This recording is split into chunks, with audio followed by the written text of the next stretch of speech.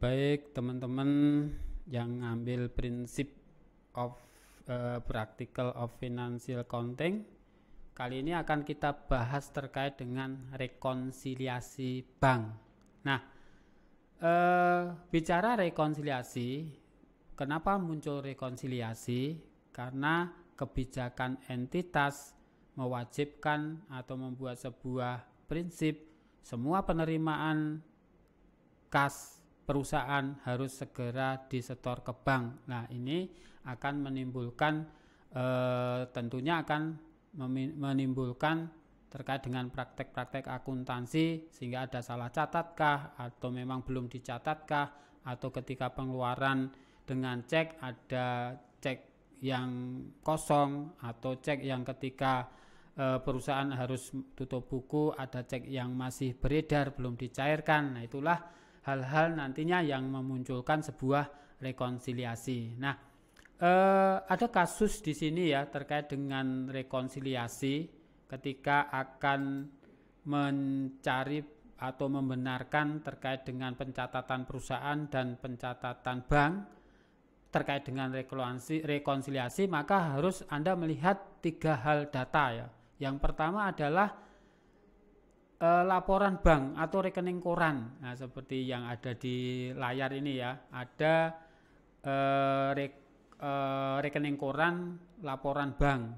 Rekening koran laporan bank yang memuat ada saldo awal, total debit, total kredit, saldo akhir, kemudian penerimaan di bulan Desember selama 1 bulan itu di kredit, kemudian di debitnya ada pengeluaran apa selama dalam 1 bulan. Nah, ini terkait dengan data-data yang ada di rekonsiliasi. Kemudian ada data-data pembenaran rekonsiliasi sebelumnya.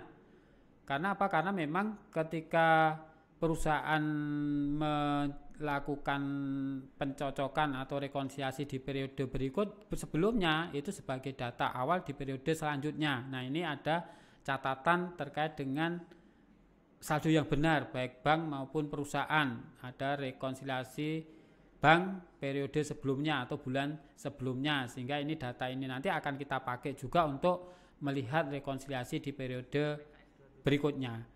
Lah, selain data itu Anda harus melihat penerimaan perusahaan.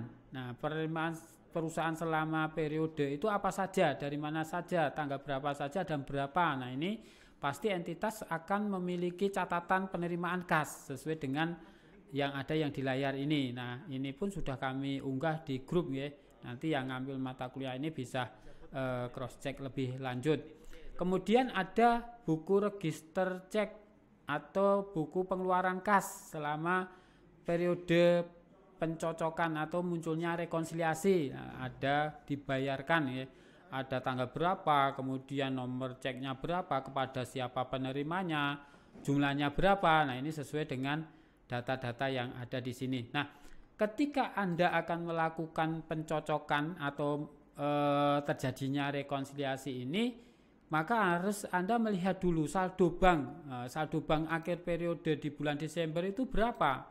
Oh, menurut bank adalah 57.808.590. Nah, tentunya Anda harus melihat dulu catatan yang ada di perusahaan berapa, gitu kan?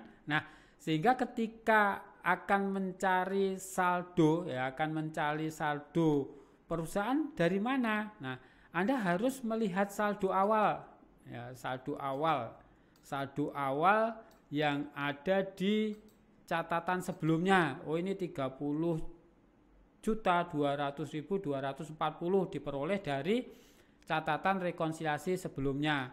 Kemudian ditambah penerimaan kas. Nah, penerimaan kas itu diperoleh dari data penerimaan kas ya, data catatan perusahaan yang berupa penerimaan kas ya. Kalau di sini kalau kita total sampai dengan 31 Desember itu 77.023.010 rupiah. Nah, akan kita untuk melihat saldo bank kita tambahkan dengan saldo awal. Lah, pengeluarannya ya kita lihat dari buku register cek tadi ya sebagai pengeluaran. Nah, ketika ini saldo awal ditambah penerimaan kas lalu dikurangi pengeluaran kas akan ketemu 57.012.550, sehingga ini akan menyebabkan munculnya rekonsiliasi antara catatan kas perusahaan dengan catatan yang ada di saldo bank itu tidak sama. Nah, apa yang menyebabkan ketidaksamaan ini, sehingga apa Anda harus menelusuri sebagai admin perusahaan, harus mencocokkan kan saldo yang benar. Nah, diantaranya apa? Tadi disebutkan adanya setoran dalam perjalanan. Nah, setoran dalam perjalanan itu oleh perusahaan sudah dicatat, tapi oleh bank belum. Nah, bagaimana mencarinya? Nah, Anda melihat dari sisi kredit rekening koran dan sisi penerimaan kas ya, penerimaan kas di sini. Ketika di laporan bank ada dan laporan perusahaan ada, maka itu tidak termasuk SDP atau setoran dalam perjalanan. Yang dikatakan setoran dalam perjalanan ini bank belum mencatat tapi perusahaan sudah. Misalnya contoh kasus satu ini.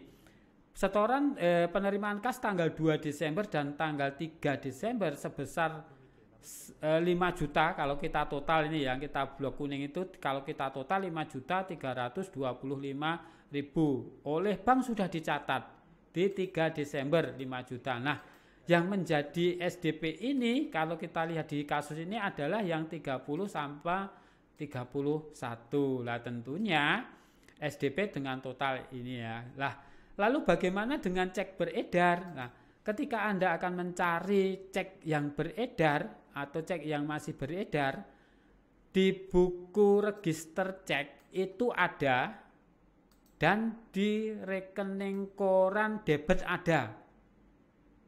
Kalau di buku rekening koran, di buku register cek ada, tetapi di buku register cek tidak ada, itu yang masuk ke cek yang masih beredar. Kalau ini sudah diuangkan oleh perusahaan, nah buktinya inilah. Kalau kita melihat dari data-data ini ya, cek yang masih beredar itu ada cek 6149, cek 6156. Nah inilah kalau kita totalnya sekian ini ya, sesuai dengan data-data yang ada di sini. Lah, yang menambah perusahaan apa? Ada penagihan langsung. Kalau di rekening koran itu sudah ada penjelasannya ya. Ada PL, penagihan langsung. Kemudian ada jasa giro. Jasa giro itu berupa bunga bank ya. Bunga bank bagi perusahaan adalah pendapatan, di mana bank sudah mencatat tapi perusahaan belum, sehingga menambah di sini. Kemudian yang mengurangi apa? Biaya administrasi, biaya pajak, cek kosong itu di mana perusahaan sudah memotong misalnya biaya administrasi atau biaya pajak. Nah, sehingga apa? Perusahaan belum mencatatnya, itu sebagai pengurang. Nah, dari data-data tadi akan ditemukan data yang benar berdasarkan catatan perusahaan dan catatan bank sebesar 59.254.250. Ya, demikian untuk rekonsiliasi, karena untuk kasus ini sudah saya unggah di GC maupun di grup. Nah, nanti ketika ada pertanyaan lebih lanjut bisa di grup maupun di kelas tatap muka. Terima kasih.